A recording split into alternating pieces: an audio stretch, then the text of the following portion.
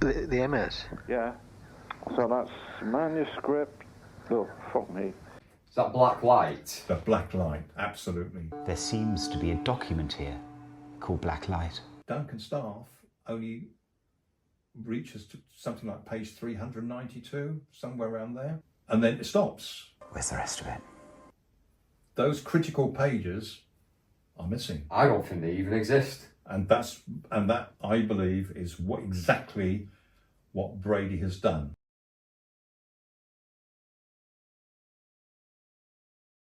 I want to now move to the second documentary, which was the Moors Murders, A Search for Justice, that was shown earlier this year.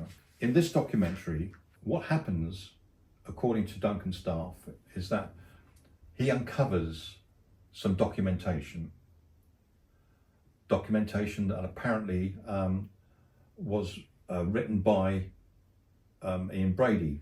Dr. Alan Keatley built up a relationship with Ian Brady. They talked, they met apparently each other. Ian Brady ingratiated himself with Dr. Ian Keatley, and I suppose vice versa. So there was this communication between the two guys. Now, it's interesting in that documentary, it touches upon the point where Ian Brady asked Dr. Alan Keatley, do you have any books on psychology, especially criminal psychology? Now, Ian Brady is a clever guy, right? If he gets to know the mindset of Dr. Alan Keatley, right, then Ian Brady now potentially can start to work out what he's doing by asking the questions, and he can respond accordingly. So in other words, it's like a game of chess. You now have a contest of minds, really, one wanting to know what the other's thinking, and the other wanting to know what he's thinking. And each can adjust their answers and questions appropriately. So unfortunately, by giving Ian Brady the books on criminal psychology, equips him to combat, if you like, the questioning style of Dr. Alan Keatley. That's my view. Yeah. You know, you're giving a very clever man the tools to understand what you're going to try and do with him. Now, it is to Dr. Alan Keatley that Ian Brady states that he has written a manuscript, the MS. First of all, I've got, the MS. The MS? Yeah. So that's manuscript. Oh, fuck me. Is that black light? The black light, absolutely. There seems to be a document here called Black Light. It looks like Ian Brady's written an autobiography. There was some 600 plus pages in total. However, Duncan staff only reaches to something like page 392, somewhere around there, and then it stops. Where's the rest of it? So what we've got here is up to page 394 of Ian Brady's autobiography, Black Light. There's no more pages. Apparently, there are no more pages. Another play by Ian Brady, maybe? Absolutely. Well, let's have a look at it. Why would you only get the portion of this manuscript, which incidentally, I think the viewers might want to know, the idea of the manuscript, or what was going to be in that manuscript, was a description of the murders, the whys, all the details, if you like. And I understand that Duncan staff assumed that within those pages, Ian Brady would reveal the location of the burial site of Keith Bennett. It could be that an explanation as to where Keith Bennett is locked away in the solicitor's office. So that manuscript now has an enormous value, potentially, because it would help to finalise for the police to find where Keith is buried. But those critical pages are missing.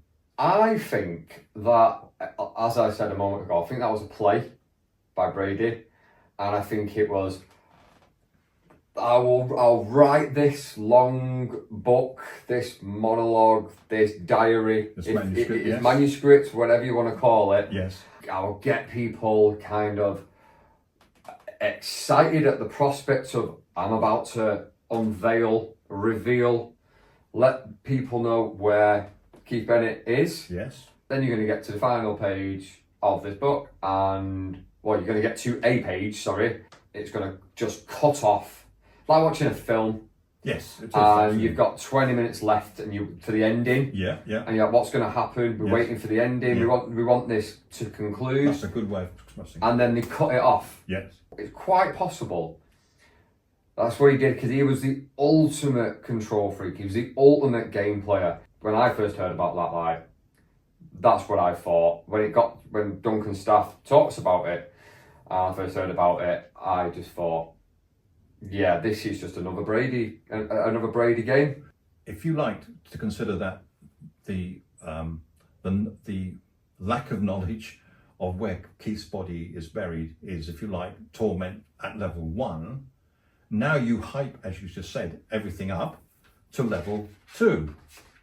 And this is Brady at his best, in my view, enabling torture from within the prison. And this is why I wanted to have this conversation. I believe that this manuscript was concocted by Brady as a ruse, as a game, as you would call it, as a red herring. But what is its value? If you think about it, if it does contain in those missing pages the location of where Keith Bennett's body is buried, then it's invaluable. He wanted to finish on 390-ish, almost like ...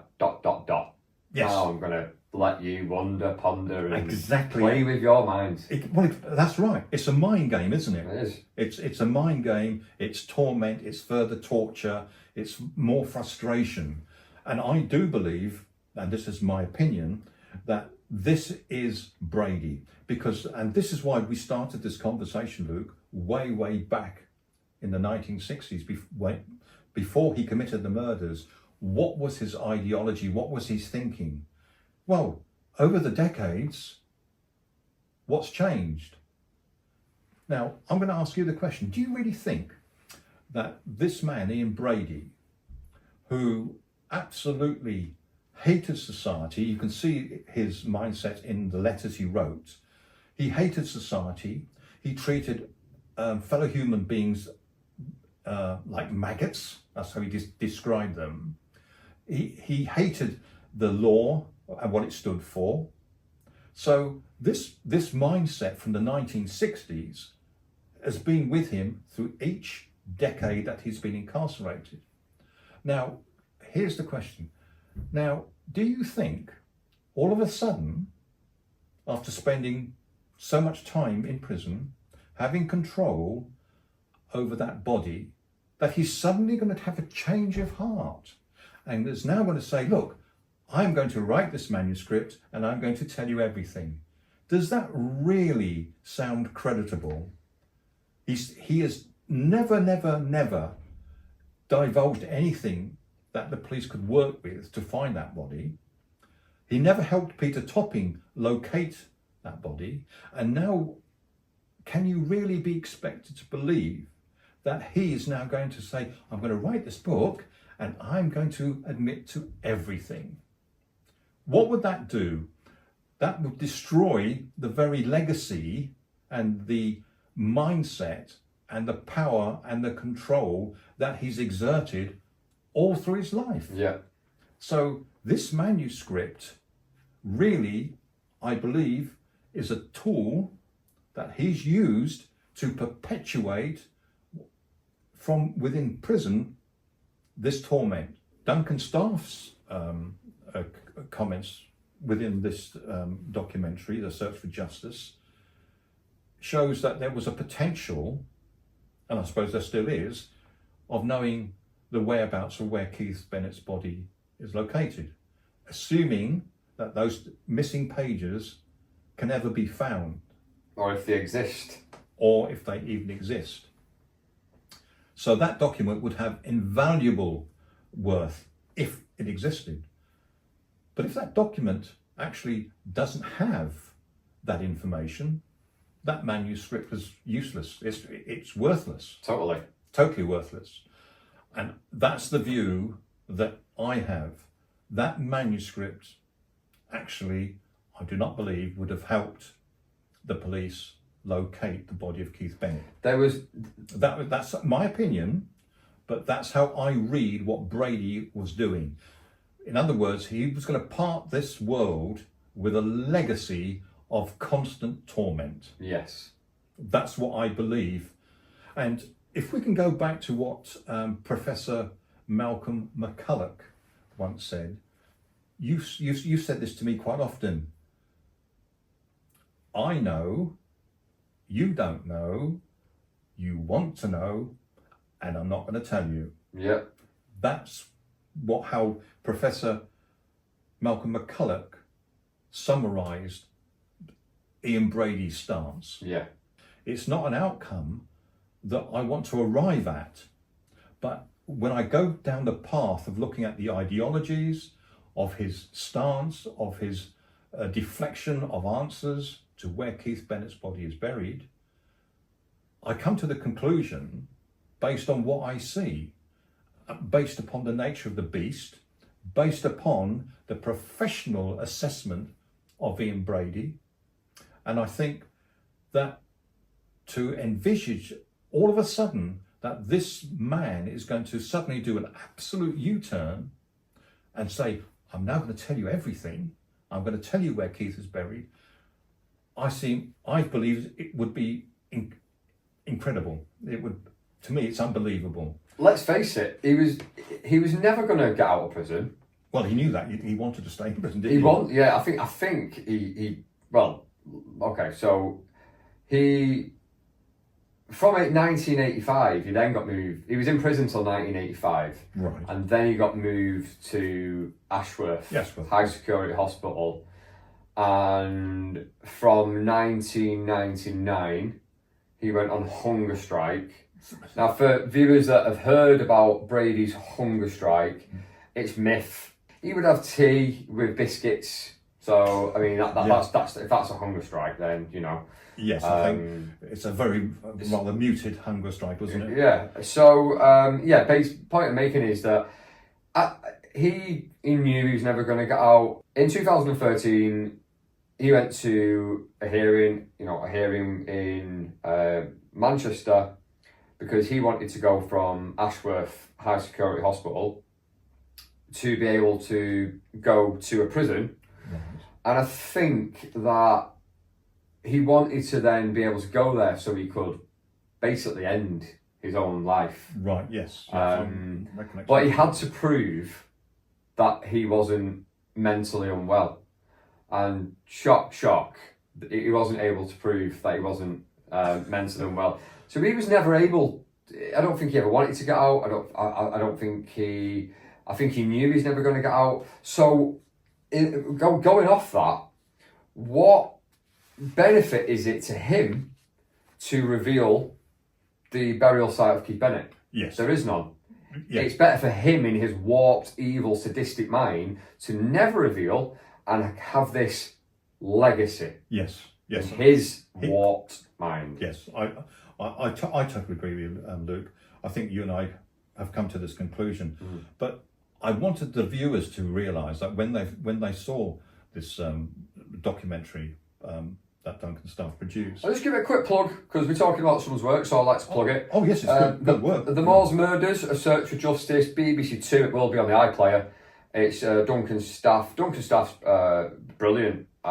His work's fantastic. He comes across as a really nice guy. So yeah, the Moors Murders, A Search for Justice, on the iPlayer. Check it out. I'm hoping, given a little food for thought for viewers, that there may be, or there could well be, a reason why those pages are missing. Yeah. If we are wrong, if someone knows where those pages are, if they know of their existence, if they know of their content, then I think it would be their duty to contact the police or whoever to say, you know, this is where Keith Bennett's body is buried according to this document. But my feeling, and I think we've already said this, I don't think that document exists. I think it's a ploy. I think it's a ruse. I think it's a sick game that Brady has played, and at this stage has won. There's people that investigate this case, like, I'll just use Duncan Staff as we're talking about his documentaries in this video. People like Duncan Staff, when he came across Blacklight, and you know, you can imagine how his heart must have been racing at thinking, yes. Oh, whoa, is what exactly is he going to reveal? Is he going to reveal in here? And then to be totally deflated when he's at the end. And I think the way that Duncan Staff reacted, where he was like, "Where's his missing pages? Where's his missing pages? Where are they? Got to find them." I think that's exactly what Ian Brady wanted. I think it's safe to say he wants to be spoken about. Oh yeah, the notoriety, obviously, yeah. The notoriety. Now, okay, we are talking about him. We're kind of, in our opinions, figuring out what he's been playing at here. So yeah, we're talking about him, but not in the sense of, where are these pages? Where are these pages? You know, kind of, we're onto you. When I first saw this documentary, I was really, what's the word, captured by the revelation that Duncan Staff produced. You know, this document, the Black Light, this manuscript, we are finally going to get to know. Reeled us all in. You know, I was absolutely enthralled. I was captivated. I thought, at last, Ian Brady's done the right thing. We're going to know. And then what we find is a complete and utter reversal of that. It's a complete deflation. And as you said, we've been played by Ian Brady. You know, it's hard to admit this, but the guy was very, very clever in an evil way. He was very, very clever. And he succeeded in what he said to Myra Hindley all those years back in 1960. I want to commit the perfect murder. And he's done it. I'm hoping it gives an insight, an alternative insight into what Brady was up to. I hope that the viewers who look at this YouTube video will have a look for themselves at these documentaries and then see for themselves this insidious game that Brady has been playing all his life. Because that's what I was trying to expose here, and that's why I went all the way back. That was his game, his objective in life, and if you go through the decades, that's what he maintained. We're at the point now where the only known victim of the Moles murders that has yet to be discovered is Keith Bennett. Mm-hmm. But if it wasn't for Hindley potentially coming up for parole in the mid-80s, the mid-80s towards like 87 kind of year, if that wouldn't have happened, Pauline Reed would still be in the ground. It was 1987 when Pauline Reed was discovered because Myra Hindley pointed out where she was buried. Brady got wind that she was up for parole. He said, well, because the ultimate control freak that he was, not on my watch, she's not getting out. She cut all communication, so then he's got this bitterness towards Myra Hindley. Yes, it was. That he then said, well, okay, well, if she's coming up for parole, well, I'm going to tell you about 2 more murders that we did then.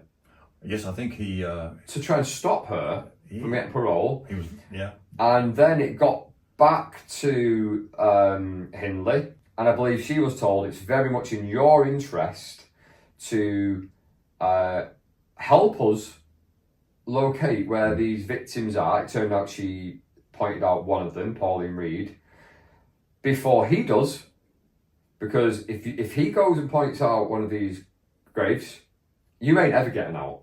Yeah, it wouldn't look good for her, would it? No, so her hand was forced to go and then reveal where Pauline Reed was, and also at the same time, that was also when she admitted to any murder of any kind of the Holmals murders. Oh yeah, she always tried to distance herself, didn't she?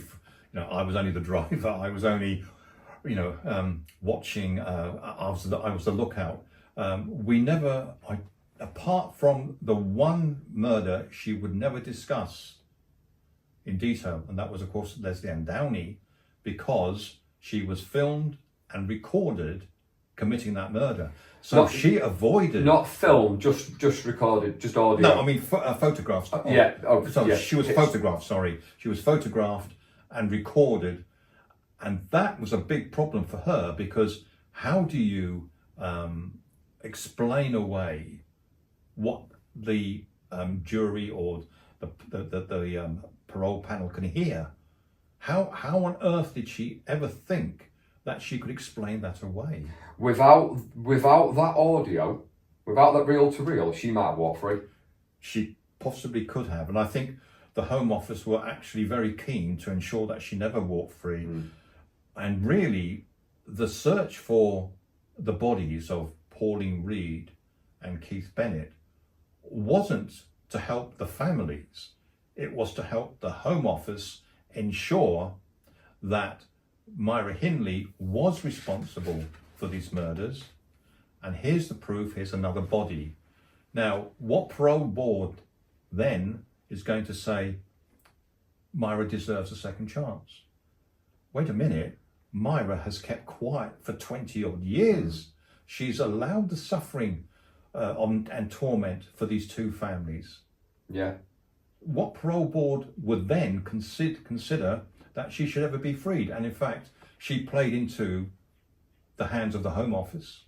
When Peter Topping finally found that body, I think there must have been cheers in the Home Office saying, "We've got her." You can lie and lie and lie, but eventually people are going to say, this just does not sound true. You do know what was going on. You know where these burials are. You were implicated, etc., etc. So really, and quite rightly, she was kept in prison. Yeah. I think it's very fair to say that, as we've discussed in this, that Brady never has had any intention to ever reveal the deposition site of Keith Bennett. It's obvious and it's proven that Hindley was a pathological liar. She lied for 20 years. Yeah. She pulled the wool over many people's eyes. Oh, yes. And what gain for someone who knows that he's never going to get out of prison, for someone that doesn't really care to get out of prison, for someone that probably wanted to go from a psychiatric ward to prison to end his own life, what's the gain for him to reveal? He wanted an infamous legacy after death. The black light, was a gain in our opinions. And it just, I think so. The reason why that black light leads to nowhere is because it does lead to nowhere. That's a very good way of putting it, actually. Yes, it does. It And doesn't go anywhere, does it? hopefully that the search for the one known missing victim doesn't lead to nowhere. I agree. Stuart, Look, thank you. No, not at all. So Thank you. I always enjoy our work together. Indeed. Thank And you. yeah, thanks for your time. No, thank you, Luke.